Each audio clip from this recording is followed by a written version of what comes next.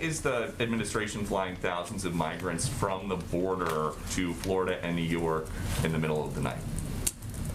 Well, I'm not sure that it's in the middle of the night, but let me tell you what's happening here. It is our 4:29 a.m. well, very early in the morning. Here we are talking about early flights, earlier than you might like to take a flight. It is our legal responsibility to safely care for unaccompanied children until they can be swiftly unified with a parent or a vetted sponsor, and that's something we take seriously. We have a right obligation to do that and to deliver on that. As a part of the unification process, our Office of Refugee Resettlement facilitates travel for children in its custody to their families or sponsors across the country. So in recent weeks, unaccompanied children passed through the Westchester Airport, which I think is what you're referring to, en route to their final destination to be unified with their parents or vetted sponsor. It's no surprise that kids can be seen traveling through states, not just New York. It's something that we're also working to unite children with their family members or vetted sponsors in other parts of the country as well. Okay, to follow up on some of the tax talk, there's this new proposal by Democrats in Congress and the Treasury Secretary to start monitoring every bank account that has $10,000 of cash flow per year.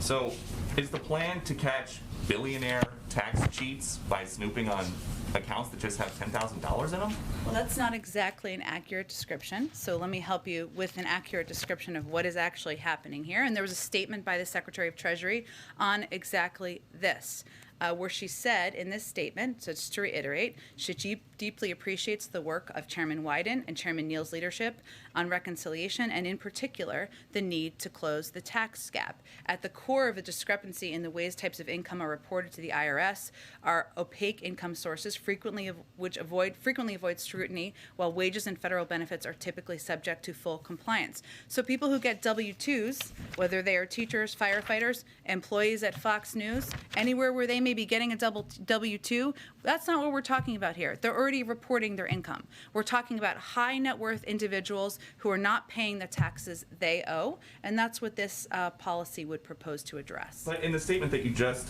cited, it says many top earners avoid paying billions in the taxes that they owe by exploiting the system. So why is it that you need to start looking at accounts that just have $10,000 in it? Maybe somebody doesn't get a W-2.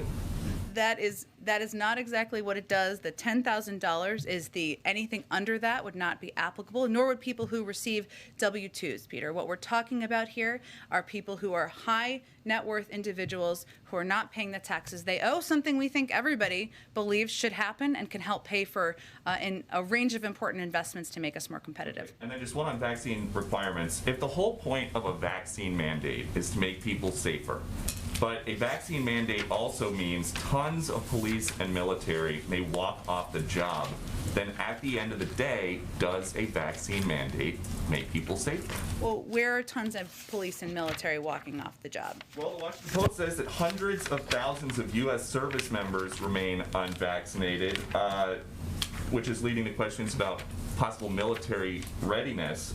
The L.A. County Sheriff says that 5 to 10% of their workforce could walk off the job. And so considering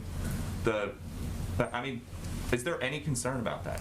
Well, I would say what we point to, or what I would point you to, is evidence with a range of companies, organizations.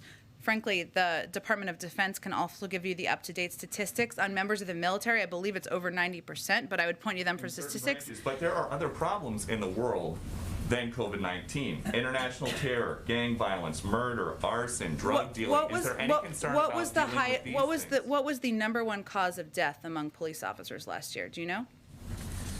COVID-19. So that's something that we're working to address, and police departments are working to address. If you look at Seattle as an example, which I know has been in some of the reporting, 92% of the police force is vaccinated, as are 93% of firefighters. 99% of Seattle's 11,000 employees have submitted vaccine verification or an exemption request. Safety, though, all these other problems, terror, murder, robberies, kidnappings, is there any concern that if police forces shrink, or if the size of the ready military force shrinks, that the United States or localities may not be equipped properly to deal with Peter, them? more than 700,000 people have died of COVID. Again, it was the #1 cause of death among police departments and police officers. It's something that we should take seriously. Departments are trying to save people in their departments, people who work for them. We support that effort, and there's been success across the country in that regard. Thank you, Jen.